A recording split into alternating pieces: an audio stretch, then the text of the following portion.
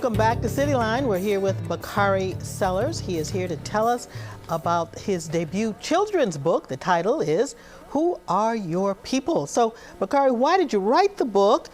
And talk to us about that title. First of all, I wrote it because of my twins, Sadie and Stokely, who are my everything, to say the least. But I wanted them to have representation. I wanted them to have images in their books and the images they see on TV of people that look like them, of heroes, of heroines that look just like them, so that they could see themselves in the pages. So that's why I wrote the book. And I think it meets a moment where we're having these conversations about race. And this is a teaching book where you can point out the historical figures, where you can look and understand and read about some of the struggles that we've overcome, whether or not it's the cotton fields or whether or not it's, as you hear the pitter patter of little feet, that's Sadie and Stokely running around while Daddy works. This is the story of my life. But you'll also see the images of cotton fields, and you'll see the images of February 1st, 1960, where you have the sit-in movement starting at that Woolworths counter, Woolworths lunch counter in Greensboro, North Carolina. And so you have all of these things that teach individuals about our history, something to be proud of, but also teaches you to dream big dreams. Stokely, we assume, got the name from Stokely Carmichael. Yes. And what about Sadie? No question. What about Sadie? Your 3-year-old twins. Tell us about Sadie's name. Sadie is the strongest person in our family. I think all of us would tell you that. Sadie is a family name. It's from my wife's side. Sadie also was Benjamin Mays' wife's name. But Sadie is, she's just our little strong glue that holds our family together. When she was 2 months old, she was diagnosed with biliary atresia. When she was 10 months old, she got a liver transplant. And now she is her mother. She runs the house. She bosses her dad and her brother around. And she has this infectious smile and giggle, which is why she gets everything that little Sadie hearts desire. I love it. She's got her dad wrapped around her finger, obviously. Bakari, there are some beautiful illustrations in the book done by Reggie Brown.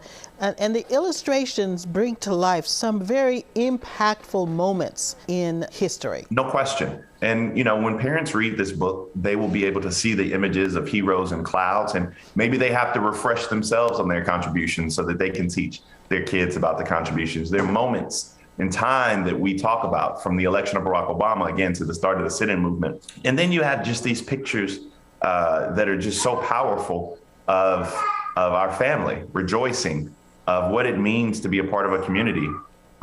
You know, it's just, for me, Reggie Brown did his thing. You know, we worked together diligently over a few months to put out this piece, and this teamwork is something I'm so proud of.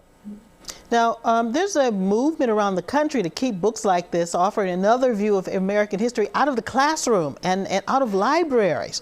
How do you respond to that? Well, I mean, we're here for the fight. We anticipate that movement will come for Who Are Your People? But we just feel good about, you know, one of the things my dad always taught me, this was about being in the movement, et cetera, was that you always have to speak your truth to power.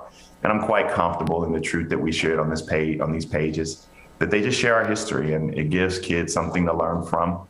And, you know, I'm very proud of the work. And so when they come for this book, as I'm sure they will, while we're talking about books and learning, other people are talking about burning books.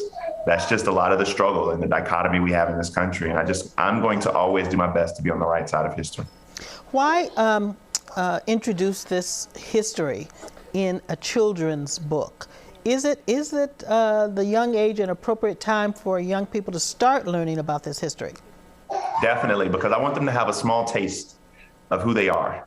I want them to have a taste of where they come from. I want them to have a taste of their legacy, their history, have that pride. And then it will start this insatiable desire to learn as much as possible. And then when you start them on this journey young, then they believe they can change the world. And I don't think there's anything wrong with that level of expectation, where young people believe that they can change the world. And I think when you start young people on a journey at a young age and present knowledge to them at a young age, it opens their mind to other possibilities. And they're more curious about people beyond their community. And one of the things, and I think you'll appreciate this, like, I don't want young people to be confined to their zip code. I don't want young people to be confined to Boston, Massachusetts, or Massachusetts. I want them to be able to allow them their dreams to take them everywhere. That's the goal. And we're setting a level of expectation. We're teaching them about their history. And I want Sadie and Stokely, when they close their eyes or when they read a book, to just understand that not only do they stand on shoulders of great folk, but they're standing on those shoulders allows them to see things unseen, dream of things that are not here yet, and understand that they can do all of those things and they can be a part of the change they want to see. Bakari Sellers, it's a beautiful book. Thanks for joining us today to tell us about it. The book is called Who Are Your People? Thank you for having me. Coming up next, the legacy of Martin Luther King Jr. And we'll take a first look at a new documentary exploring the relationship between Martin and Coretta Scott King. But first, how you can honor Dr. King tomorrow. The annual MLK Memorial Breakfast, the nation's longest-running event in honor of Dr. King, will be a virtual celebration this year. The keynote speaker is historian, Harvard Law School professor, and New York Times bestselling author of On Juneteenth, Annette Gordon-Reed. Boston University, the New England Conservatory, and the City of Boston present Where Do We Go From Here? Chaos or Community? A virtual celebration of the lives and legacies of Martin Luther King Jr. and Coretta Scott King. Pre-register to virtually attend the collaborative event, which begins at 2 p.m. City Year, Greater Boston is celebrating the legacy of Dr. Martin Luther King Jr. with a day of virtual learning and serving. Registration for the Education Equity Panel ends today. The American Heritage Museum in Stowe will be open tomorrow. There'll be a variety of activities for children and families, including scavenger hunts, show and tell, and artifact exhibitions. And the Museum of Fine Arts Boston is hosting its 20th annual free open house to commemorate the life and work of Dr. Martin Luther King Jr. Tickets are available to Massachusetts residents on a first-come, first-served basis. You can find links to all of these events on our website on WCVB.com.